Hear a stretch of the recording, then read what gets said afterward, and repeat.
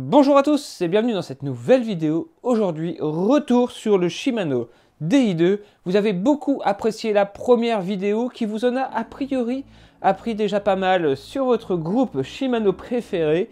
Le petit bouton là en haut des cocottes que quasi personne n'a d'activer. Maintenant, vous savez le faire. Et vous avez été aussi nombreux à vouloir en apprendre plus sur le Shimano DI2 et sur le logiciel eTube.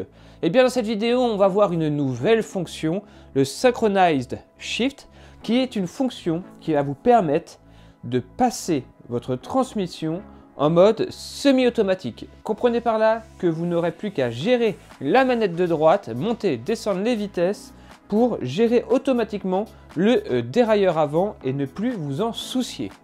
Si, on peut faire ça, vous allez voir. Allez, place à la vidéo juste après le petit générique. Allez, c'est parti!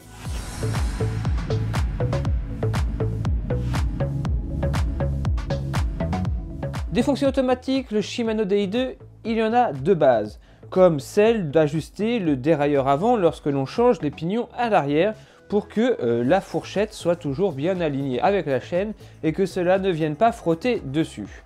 Autre fonction présente de base, celle de verrouiller les deux plus petits pignons, les 11 et 12, souvent de votre cassette lorsque vous êtes sur le petit plateau pour éviter un croisement de chaînes trop important. Ça, c'est des fonctions que l'on utilise tous car dès qu'on reçoit notre Shimano DI2, il est réglé ainsi. Mais il faut savoir qu'il existe d'autres fonctions que l'on peut paramétrer et que l'on peut programmer grâce au logiciel eTube. Comme par exemple les passages de vitesse à la volée, si on balaye entièrement la cassette lorsque l'on reste appuyé sur le bouton ou si on n'en passe que 2 par 2 ou 3 par 3, etc. Et régler ce fameux Synchronize Shift. Comprenez par là les vitesses synchronisées. C'est pas très bien compliqué. Derrière ce mot anglais se cache un mot très français et facile. Pour faire simple dans le fonctionnement, vous êtes gros plateau, petit pignon de 11 ici. Vous allez balayer votre cassette sur la gauche.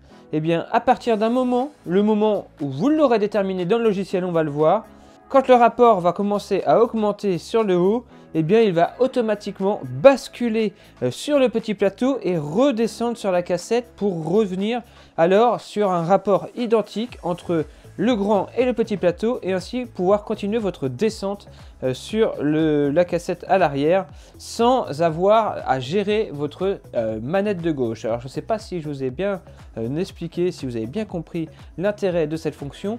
Pour bien la comprendre, le mieux c'est de se rendre sur le logiciel eTube et là je suis sûr que vous allez parfaitement comprendre. Allez, c'est parti. Je tiens quand même à préciser avant de démarrer cette opération, attention lorsque vous connectez ce chargeur à votre vélo, que votre ordinateur soit bien stable et que vous n'ayez pas un orage à venir ou quoi que ce soit, parce que s'il venait à y avoir une interruption lors de vos micro-changements dans le DI2, il se pourrait que votre DI2 réagisse mal. Entendez par là que vous seriez bien embêté et que ça ne serait pas vraiment une bonne opération pour vous. Donc faites attention lorsque vous faites ce genre de manipulation. Allez, maintenant on branche ça au vélo et on se retrouve sur YouTube.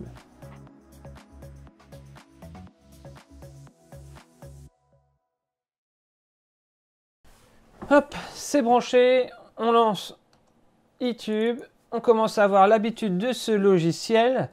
Si vous n'avez pas vu ma première vidéo, je vous invite à aller la voir, on regarde un petit peu l'environnement. On se rend compte, on va sur l'onglet Road, et on va donc vérifier la connexion après une petite vérification de mise à jour. Voilà, reconnaissance du module de chargement et de la connexion. Il me dit que le chargement du DI2 a été interrompu parce que je lance le logiciel. Donc on va cliquer ensuite sur suivant pour décortiquer ma configuration qui va être reconnue dans les cases à droite d'ici quelques secondes. Voilà. Non, je n'utilise pas les boutons additionnels.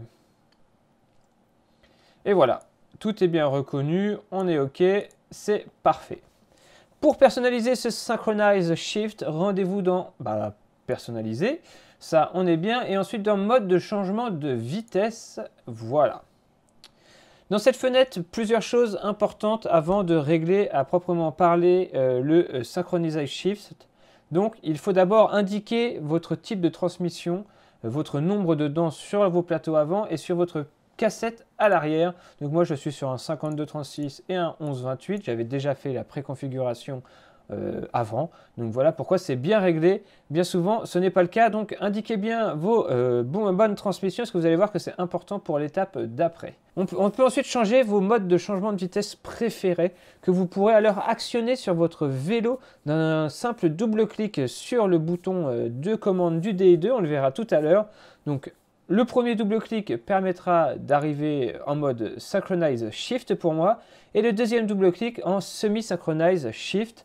On verra à quoi servent ces deux modes, semi-synchronisé et synchronisé, dans la fenêtre tout à l'heure. La grosse configuration, cela va être sur la prochaine fenêtre. On va essayer de la décortiquer cette fenêtre parce que au premier abord, elle peut sembler un peu farfelue, mais vous allez très vite comprendre comment ça marche. Finalement, on retrouve les deux modes de vitesse, donc mon Synchronized Shift et mon Semi-Synchronized Shift, qu'on peut régler ici. C'est vraiment ici qu'on paramètre totalement votre mode de changement préféré. Et on va donc s'attarder d'abord sur le Synchronized Shift, celui qui nous intéresse le plus. On se retrouve alors avec un tableau qui répertoire l'intégralité des vitesses possibles sur notre vélo, c'est-à-dire du 52-11 au 36-28. Donc 52-11 au 36-28. Sur ce tableau, plusieurs choses à lire. Déjà, les cases grisées comme ça, en gris clair, ce sont des vitesses que vous ne pourrez jamais atteindre avec le Shimano DI2 parce qu'il vous en empêche pour ne pas pouvoir croiser trop la chaîne. Ainsi, si vous êtes sur le petit plateau, vous ne pourrez pas aller sur votre 11 et 12 dents. Ça évite le trop grand croisement de chaîne qu'il ne peut pas bien gérer de façon optimale, donc il vous les enlève automatiquement. J'ai oublié de vous parler de la fonction semi-synchronize de Shimano à ce moment-là. Pour faire simple, vous pouvez sélectionner entre 0 et 3 dents. Cela correspond en fait à un changement que l'on peut réaliser dans la vie de tous les jours. Lorsque vous allez actionner la descente de votre grand plateau au petit plateau, eh bien le Shimano DI2 va automatiquement décaler du nombre de dents que vous avez choisi de la cassette à l'arrière. Ainsi, vous allez passer d'un 17 à un 15 par exemple, ce qui va vous permettre finalement de retrouver un peu un rapport similaire entre la descente et la montée de votre grand plateau ou de votre petit plateau. C'est une fonction qui est assez intéressante, mais que j'utilise peu pour ma part, et on va se focaliser dans cette vidéo sur la fonction plus automatique, la Synchronize Shift. Les Synchronized Shift qui est représenté par ces flèches vertes et ces flèches bleues. Les flèches vertes, ça simule une remontée sur le grand plateau, et une flèche bleue, ça simule une descente vers le petit plateau. Ainsi, imaginez, vous êtes sur le 52-11 dents et vous voulez descendre jusqu'au 36-28 de façon harmonieuse parce qu'il y a une petite montée là qui se profile devant vous et vous descendez vitesse par vitesse pour finalement garder votre élan et vraiment avoir un changement de rapport sans trop d'irrégularité, la plus propre possible. Eh bien ça, le gérer manuellement, ça peut être quelque chose d'un peu compliqué pour quelqu'un qui est novice. Et en fait, ce mode-là va vraiment vous aider à avoir des changements de vitesse très très lisses, très très douces, sans énorme différence de rapport. On va donc faire une simulation avec le tableau pour que vous compreniez bien l'intérêt de ce mode automatique. Imaginez-vous, vous êtes sur le 52-11 et vous descendez jusqu'au 50-23 parce qu'une pente se profile devant vous.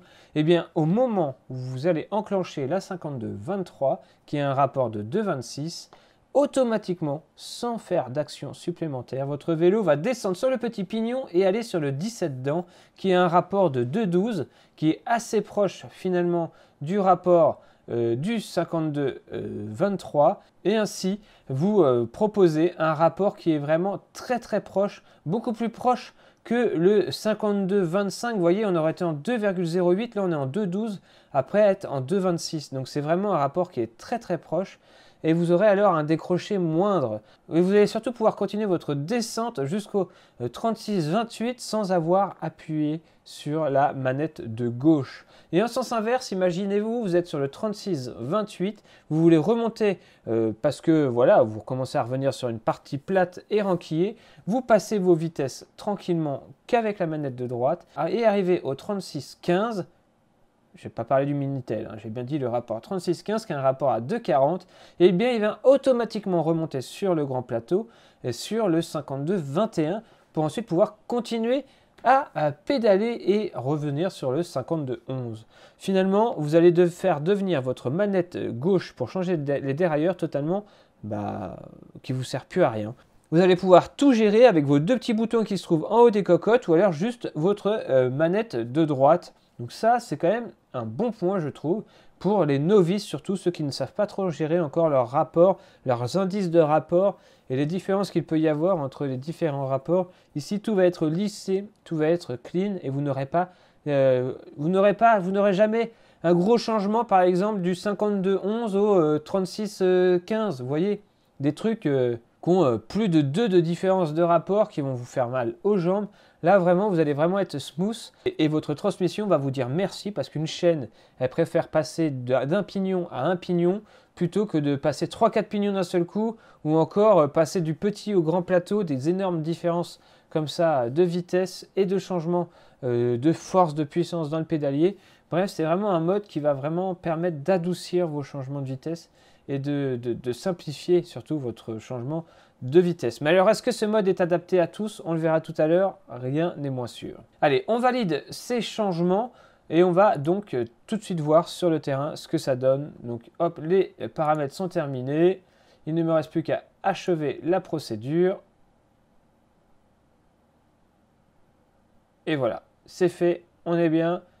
Allez, on se retrouve sur le vélo pour tester ce Synchronize Shift. Allez, on se retrouve avec ce Shimano DI2 tout fraîchement configuré. On a donc le petit pupitre qui va nous indiquer dans quel mode on se trouve.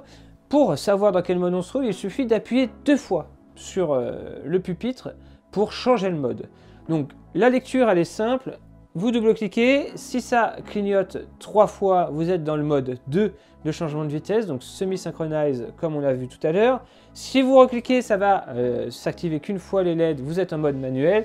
Et si vous redouble-cliquez, ça va clignoter 2 fois, vous êtes dans le mode Synchronized Shift que l'on a paramétré tout à l'heure. Et on va pouvoir venir le tester. L'expérience, ça va être simple. Je n'utilise que ma main droite sur le dérailleur droit. Je suis donc en 52,11 actuellement et on va commencer la descente des dents. Et on va voir que lorsque l'on arrive sur cette fameuse dent que l'on a programmée tout à l'heure, eh bien, le petit plateau s'actionne automatiquement. On redescend sur la cassette et on garde un rapport qui est similaire et qui va vous permettre de continuer votre descente et ainsi d'atterrir sur le plus grand pignon à l'arrière de la cassette sans même utiliser votre main gauche. Ça peut être quand même pratique de pouvoir passer du petit au grand plateau sans s'en soucier tout en gardant un rapport de transmission correct. Et pareil, on fait l'expérience en sens inverse. On remonte et d'un seul coup, bim, grand plateau automatiquement et on remonte sur la cassette pour ensuite pouvoir continuer sa descente jusqu'au 52,11. Ça marche parfaitement, plus besoin de s'embêter à passer les plateaux. Mais alors, est-ce que cette fonction est vraiment très utile pour la majorité des personnes? J'ai envie de dire que pour une grande majorité, oui, mais je déconseille ce mode aux coursiers. Alors pourquoi je le déconseille aux coursiers? Parce que comprenez par là qu'à un moment, lorsque vous allez actionner votre manette, au lieu de juste passer une vitesse, ça va changer le plateau plus changer 3 vitesses au moins à l'arrière. Donc là, on va quand même avoir un déplacement de la transmission qui va prendre un certain temps, un peu plus de temps qu'un changement de vitesse classique. Et franchement, lorsqu'on est en pleine puissance et qu'on veut vraiment envoyer du gros sur la route, eh bien, c'est pas forcément l'idéal d'envoyer beaucoup de watts lors de ces grands changements entre le dérailleur avant et le dérailleur arrière. Donc moi, je conseille à tous les coursiers de rester en mode manuel. Le mode manuel, c'est le mode le plus incisif, celui qui vraiment vous permet de choisir vous-même votre transmission. En plus, les coursiers, vous avez l'habitude des transmissions, donc vous savez quelle vitesse mettre suivant le terrain qui est devant vous. Alors que quelqu'un qui s'y connaîtrait un peu moins et qui a un peu moins envie de se prendre la tête, lui, pourra tout gérer en une seule manette. Moi, c'est vrai que ce mode, je l'utilise par exemple lorsque je filme avec ma main gauche. C'est tout bête, hein. Mais voilà, je me filme, et j'ai pas à me soucier si une côte arrive de devoir changer mon plateau. J'ai juste à appuyer sur les boutons à droite et hop, je balaye la cassette, ça passe. sur le petit plateau et voilà, c'est parti, on peut donc monter la bosse sans se retrouver piégé et revenir ensuite sur le grand plateau sans jamais utiliser le levier de gauche. Donc ça c'est quand même quelque chose d'assez intéressant à ce niveau-là. Dites-moi dans les commentaires si vous aviez déjà entendu parler de ce Synchronize Shift de votre côté et si vous l'utilisiez, et ou alors si vous l'avez découvert grâce à cette vidéo. Je suis curieux de savoir votre avis là-dessus. Et on se dit à très vite pour une prochaine fonction. On pourra vous montrer comment régler finalement, je sais pas moi, quand on reste appuyé sur la manette du DI2, ce que ça fait. Est-ce que ça change une vitesse? Est-ce que ça change plusieurs vitesses? Est-ce que ça balaye la cassette? On peut aussi régler tout ça grâce au logiciel iTube. Donc on se retrouve pour cette prochaine vidéo. À très bientôt pour cette vidéo. D'ici là, comme toujours, portez-vous bien. Ciao tout le monde.